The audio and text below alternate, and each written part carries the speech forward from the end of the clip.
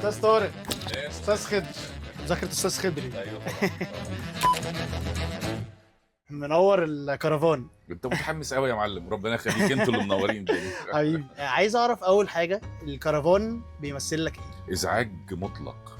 اولا بص، القعده اللي احنا قاعدينها وحشه قوي، يعني فاهم، في مذاكره وفي السرير وحش قوي، يعني فاهم، بس للاسف ده المتوفر ان احنا نشتغل فيه، نقعد فيه اكتر من 16 و18 ساعات، 20 ساعه علشان نتعايش بقى، بناكل هنا وبنشرب هنا ومكياج هنا وحمام هنا، كل الحاجات هنا يعني. كل حاجه. نتكلم بقى عن الجيران في الكرفان. طبعا في رحله طويله مع احمد السقا، فعايز اعرف جيرانك في الكرفان مين كان من الرحله الطويله الناجحه دي تقضي وقت معاهم كانوا جيرانك في الكرفان وبتاخدوا البريك مع بعض بص هقول لك على حاجه، المسلسل ده فيه حاجه غريبه ولذيذه، ان اولا احنا كلنا في الاوتيلات مع بعض، بس السنه دي مش متحقق ده بالكامل. في اسكندريه كنا مع بعض، لكن السنه اللي فاتت كنا في اسكندريه ولبنان مع بعض، فاوتيلاتنا مع بعض، كرفاناتنا جنب بعض، فبناكل وبنشرب وبنسهر وبنمثل وبنذاكر ومرتبطين قوي يعني. أوكي. الحمد لله، وما كانش في حد بره المجموعه، سواء سقا سواء باسم سواء زينه، كل الناس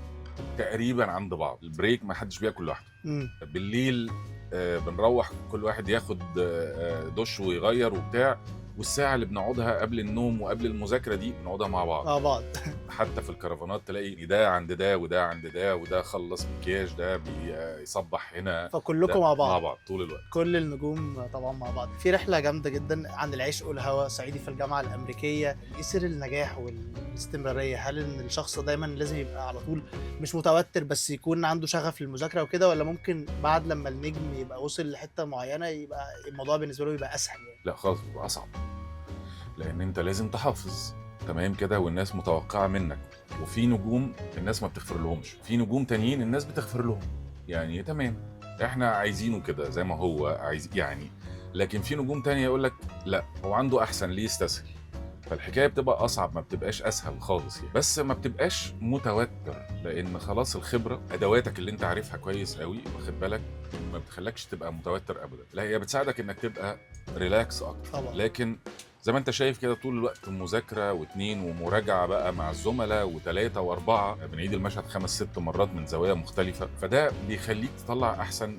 ما يمكن. لكن كل ما بتكبر، كل ما بتبقى المسؤوليه اكبر واهم، كل ما بتبقى لا المساله بتصعب اكتر، مش بتبقى اسهل في التناول، لكن اصعب في اعدادك ليها ومسؤوليتك تجاهها. ايه الاحساس اللي بتحسه قبل ما بتدخل الشط وانت قاعد في الكرفان؟ مذاكره ومش متاكد وبقعد اتاكد، طب نقول الجمله دي بطريقه ايه، طب ايه احسن جمله تانية، طب بتبقى جاي اصلا مذاكر الكلام ده طبعاً. مليون في المية ولا لا 100% غلط. انت بتبص على المشهد مثلا 20-30 مره قبل ما بتخش، اوكي. ما بتحفظش، انت بتشرب بتتشبع بالمشهد يعني فاهم، وبتاخده ليك، بتاخده للشخصيه اللي انت خالقها، لان ممكن الكتابه تبقى الجمله دي مثلا ما يبقاش خضر يقولها، لما يجي يقول كلمه مثقفه بس انت مش عارف تكتبها على الورق غير بشكل مثلا مثقف سن، تمام، فخضر يقولها ازاي، فانت بتقعد تكسر في المشهد لغايه لما تتشبع بيه وتقدمه. مليون في المية. طيب احنا هنستغل الفرصة دي وهنقفل الحلقة بتاعتنا بقى، مش مع الأستاذ طارق لطفي، مع الأستاذ خضر.